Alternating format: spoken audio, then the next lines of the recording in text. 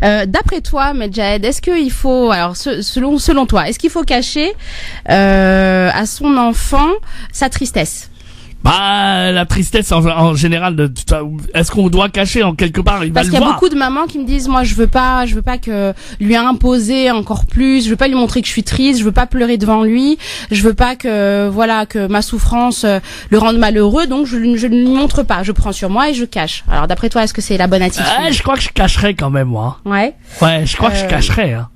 Alors moi, maximum je cacherais parce que je dis bah c'est vrai, en fin de compte tu prends ton enfant, t'as pas envie de montrer à ton enfant pour le rendre malheureux finalement en fait. Alors en réalité, je pense bien que si je te pose cette question, c'est que la réponse n'est pas si évidente. Exact. Alors moi je te dirais plutôt que non, il faut essayer de s'autoriser à être vrai. Être vrai devant son enfant, à lui dire que la situation elle est difficile et qu'on a du chagrin. Il y a absolument aucun mal à dire à son enfant qu'on a du chagrin. Malheureusement, fréquemment dans la communauté, sans vouloir stigmatiser arabo-berbéro-musulmane, on ne stigmatise pas, mais très souvent montrer à l'autre qu'on souffre, ou en tout cas à son enfant, c'est considéré comme de la faiblesse. Moi je dis que il faudrait surtout bien préciser à votre enfant que c'est pas à cause de lui que vous êtes triste.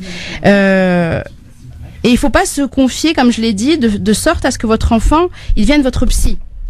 Il faut vraiment pas nier sa souffrance devant votre enfant, parce que votre enfant, il la voit bien, votre souffrance, que vous le vouliez ou non. Donc, il faut simplement essayer de mettre là encore des mots simples, parce qu'un enfant, franchement, il comprend vraiment beaucoup plus de choses qu'on veut bien le croire. Il faut essayer de mettre des mots sur notre ressenti pour que lui, une fois adulte, et même pour plus tard, il apprenne à le faire aussi. Vous savez que l'enfant fonctionne par mimétisme. Donc, si vous lui laissez percevoir comme si le message subliminal que vous lui faites passer par votre comportement, c'est qu'il est dangereux de s'épancher sur sa douleur, lui, il va intégrer que c'est dangereux psychiquement, que c'est pas bien de montrer à l'autre qu'on est en souffrance. Je vous donne un petit exemple, vous allez comprendre. Rapidement, après on va prendre un auditeur. Voilà, très rapidement. C'est un exemple que j'aime bien donner à mes patientes parce que je trouve que quand même il illustre bien la chose. Quand vous avez papa et maman qui sont en train de se disputer, vous vous disputez avec votre conjoint ou votre conjointe, ça crie, ça hurle, ça s'insulte, les portes se claquent, etc. Vraiment une grosse dispute. Vous avez votre enfant qui est dans la pièce à côté et qui entend ses parents en train de se disputer. Instinctivement, parce que c'est comme ça, c'est la nature humaine, c'est tout à fait normal, l'enfant se met à avoir peur, il se met à avoir de l'inquiétude. On se cache. Il se dit qu'est-ce qui se passe. Voilà. Alors pour les enfants les plus téméraires, qui ont peur et qui sont inquiets, pour les plus téméraires, ils vont aller voir le parent. Qu'est-ce qui se passe, papa? Qu'est-ce qui se passe, maman? Qu'est-ce qu'il y a? Pas moi en tout cas, je vous dis tout de suite. Moi je me cachais direct. Il y a des enfants, qui vont avoir ce courage-là d'aller voir le parent, les parents. Et vous avez des parents trop souvent qui disent à l'enfant rien, ça va dans ta chambre tout où il y a rien. D'accord. À ne pas faire. Pourquoi? Parce que l'enfant, avant qu'il vienne dans le salon ou dans la pièce où vous étiez en train de vous disputer, il a eu en lui une crainte, une peur, une inquiétude. Et donc quand vous lui dites il n'y a rien, il se passe rien, va dans ta chambre, en fait, vous lui renvoyez le message que ce qu'il a ressenti, que son émotion, que son affect n'existe pas.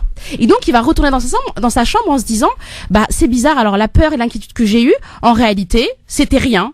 Et il va se mettre à nier ses propres affects. Il va pas réussir à mettre des mots sur son ressenti. Et plus tard, c'est ce qui crée en lui un sentiment d'étrangeté. C'est ce qui fait que plus tard, ça devient un adulte qui ne sait pas exprimer son émotivité et dire ce qu'il ressent. La bonne attitude qu'il aurait fallu avoir, c'est dire à l'enfant, viens, ok, c'est vrai, on est en train de se disputer. On a crié, ça t'a fait peur, on est désolé, papa et maman se trompent, on fait des erreurs, mais ce que tu as ressenti, en tout cas toi, c'est de la peur et de l'inquiétude et c'est normal ce que tu as ressenti. Mais on va faire attention. Tu rigoles ou quoi, le père après il te dit il te met une tarte. Mais voilà. Allez, aigle le bougique, va dans ta chambre, je veux pas te voir ici. C'est plutôt c'est ça. De quoi je me mêle malheureusement. Voilà.